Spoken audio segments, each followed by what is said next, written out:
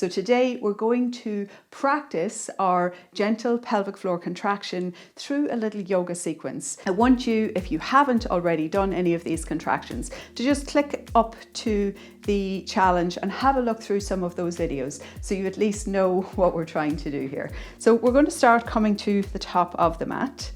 And then just take a little inhalation, feel the expansion of the pelvic floor as you inhale. And then as you exhale, I want you to take that little contraction. So holding the pebble with your pelvic floor. So just gentle support. And we're going to keep that throughout this practice. So try to hold for as long as you can. And if you lose it at any point, just take it again. Now we're going to go through a little flow. So we're going to softly bend the knees, place the right thumb over the left, and then sweep the arms up. Just send the hips a little bit forward.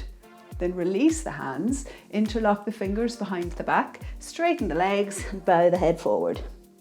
Release the hands down to the floor, soften the knees, send back the right leg, we're in a little lunge, and then the left leg. Then we're going to drop the knees, the chest and the chin to the floor, and then roll over into a small cobra. Come back and sit your bum onto your heels, rest your head on the floor, and then press up into a downward facing dog. So in this downward facing dog, you're still holding your pebble. Now on the inhalation, relax the pelvic floor, let the pebble go. On the exhalation, we're going to take a contraction. Inhale, relax the pelvic floor.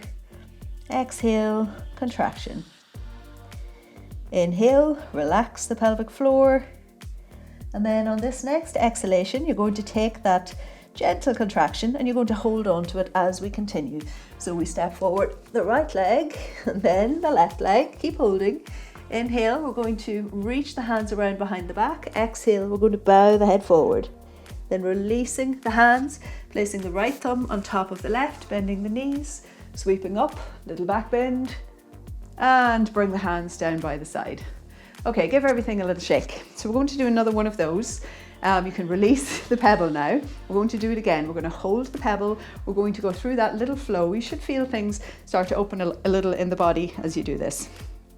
Big toes together, heels slightly apart. The left thumb over the right thumb this time. Hold the pebble. So take that little contraction. Try to hold that contraction through this full sequence. Then we're going to bend the knees and we're going to sweep the arms up, send the hips forward, then release the hands. Interlock them behind the back, bending the knees, bowing forward, straightening the legs, reaching the arms down. Place the hands on the floor. We step the left foot back. We're in a lunge. We step the right foot back. We're going to come knees, chest and chin to the floor and then come forward for a small cobra. Roll over the toes, sit your bum on your heels and then come up into your downward facing dog.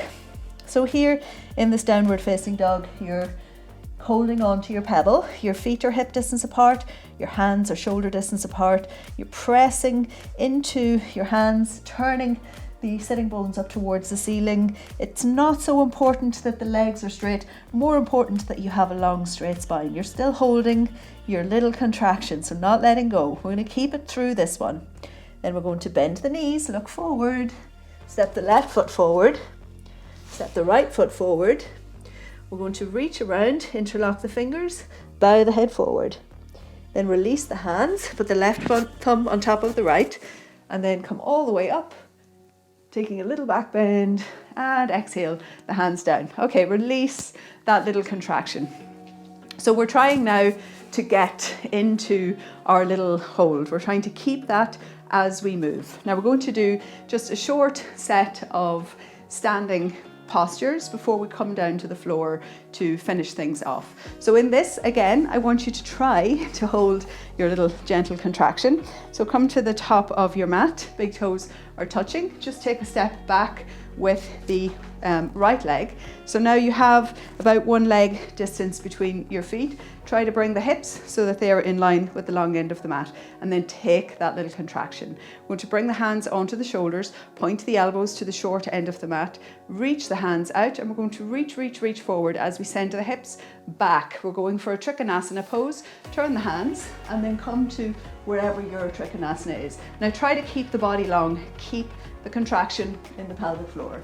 We're going to inhale and exhale. Now we're going to come up We're going to bend the front knee and we're going to take a little warrior. Now it's not the most stringent warrior in the world. Really what we're focusing on is keeping the contraction. So don't let go of the contraction, keep holding. And we're going to come around, so you're going to lift the back heel off the floor. We're going to allow the hips to come down just a little. Keep holding your contraction, bring your arms up, gaze towards your thumbs. Then we're going to bring the right hand onto the right leg and we're going to just, take a little back bend here, keep holding. Then come to the center, take your feet a little closer together. We're going to take all of those on the other side. So you can relax the pelvic floor, getting ready. We're going to do the same again, just on the opposite leg. So you're going to take your pelvic floor contraction, take your arms onto your shoulders, point your elbows out to the side, reach the hands, and then send the arms forward as you send the hip backwards, going for a little Trikonasana pose. We're going to take a breath or two here, so nice long body. Keep holding your little contraction. Inhale and exhale. Inhale and then exhale, looking down. We're going to go for a little warrior. So again, you can go a little wider on the warrior if you want to. What I want you to focus on though is not so much your alignment, more that you're holding that contraction. Keep holding the contraction, and then we're going to bring that back foot off the floor. So we're going to sink just a little deeper into this. We're going to bring the arms up. You can take the hands together. We're going to keep holding the contraction. Don't let go. Reach the hand down onto the back leg. Just go for a little back bend here. And then coming back up, we're going to just heel toe the feet in towards each other. Okay, release the contraction, give everything a little shake. So this could be a little tricky when you are not used to holding a contraction with movement. So just notice how it feels. It will get better with practice. Eventually you can hold that contraction. We call it Mula Bandha, and eventually you will hold that through the entire yoga practice. So right from the beginning of a 90-minute sequence, for example, all the way through to the very end, letting go only in your Savasana. But now we're going to take ourselves down. We're just going to go down the easy way. So just come down onto your backside. And we're going to do Dandasana pose. So just remove the flesh from under your sitting bones. If you feel that you collapse in the low back, put a little folded towel or something underneath your backside. I want you to imagine that you're first take that pelvic floor contraction. So you're just going to hold gentle contraction. Then you're going to imagine that you're pulling the legs into the hip sockets. So you're using your quads to do this. The heels may lift a little off the floor.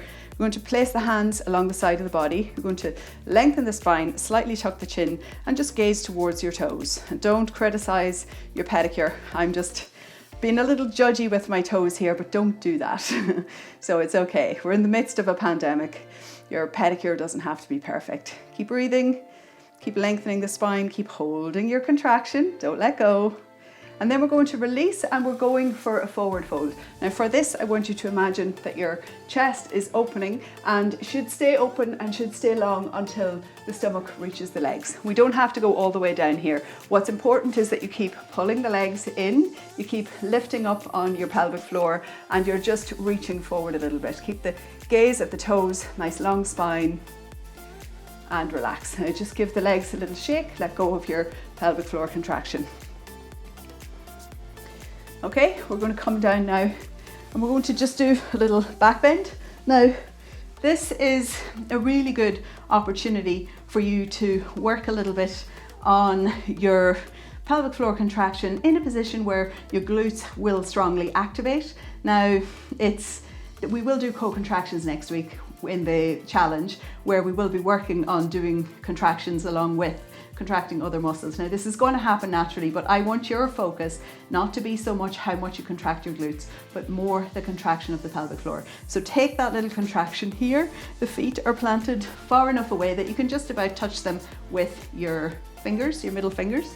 Just going to rest your hands down and you're going to tuck the pelvis as you come up. So press into the feet to lift up. Now keep holding that little pelvic floor contraction. Now you might notice when your big strong glutes turn on that it might be difficult to actually feel the pelvic floor contraction here, but you want to keep it. Try to keep holding it. Try to make sure the knees don't fall out. You want to just keep them exactly in line, and then we're just going to lower down. Now we're going to do some little pulses here. So I want you to make sure you don't lose that contraction of the pelvic floor. Just use the hands, so nice and steady. The fingers are wide and you're just gently supporting your body with your fingers on the floor. You're going to tuck the pelvis, you're going to lift up, and then you're going to just pulse. 1, 2, keep holding. 3, keep holding the pelvic floor. 4, 5, and lower down. You can take the feet a little wide, let the knees fall in, relax the pelvic floor.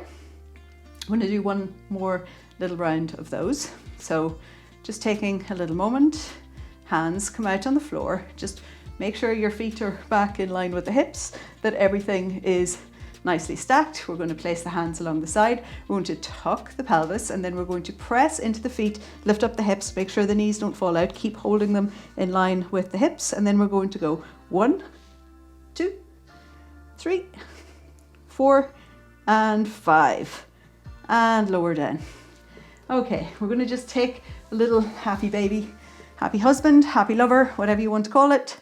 You want to just rock a little from side to side, release your pelvic floor here. You don't want to hold your contraction in this part.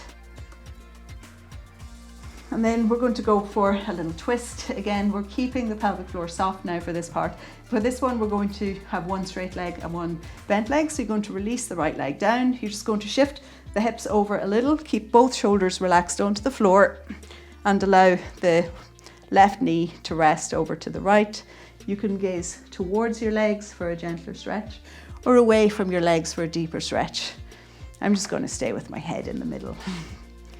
So relaxing everything, letting go as much as possible.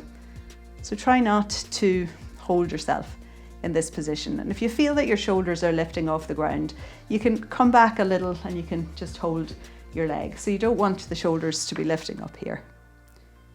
And then we're going to gently bring ourselves back into the center. So just make sure that you're in line before you take the twist on the other side, because we did shift the hips at the beginning there. So the left leg comes straight. We shift the hips a little over, keeping the shoulders on the floor and allowing the leg to fall over to the side. So as you do this, just make whatever little adjustments you need to be able to relax in this position. And it can be nice to place a blanket or something underneath that knee if it's quite far from the ground like mine is. If you find that your shoulder is lifting up, then you really need to adjust a little. So you can tuck that leg, you can support with this hand, but whatever position you take, you want to take one that allows you to relax and let go. And you'll feel as you're doing this that there's an opening through the spine as there's a twist. You feel that these tissues should lengthen just a little as you're relaxing. And then looking away from the legs, or looking towards the shoulders, towards the outstretched hand if you want a deeper stretch. And then we're going to use the hands as a support. Take the legs around, come back in, give yourself a little hug.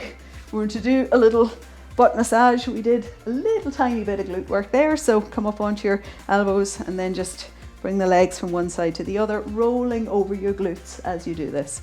And this is a really nice massage of the glutes, and depending on how high you come up, you're massaging a different part. So if you're up here, you're more around the sitting bones and the glute max. You also get a little bit piriformis and some of those other muscles. So just find where is nice for you. It's a little bit more SI focus here, so the glute medius and the glute minimus. So I love this little stretch. It's really nice. Okay, and that is it. So you can do a little pelvic or a little savasana, little relaxation now. We have a lovely yoga nidra on the channel. I'll put a link to that. That can be a really nice way to finish your practice.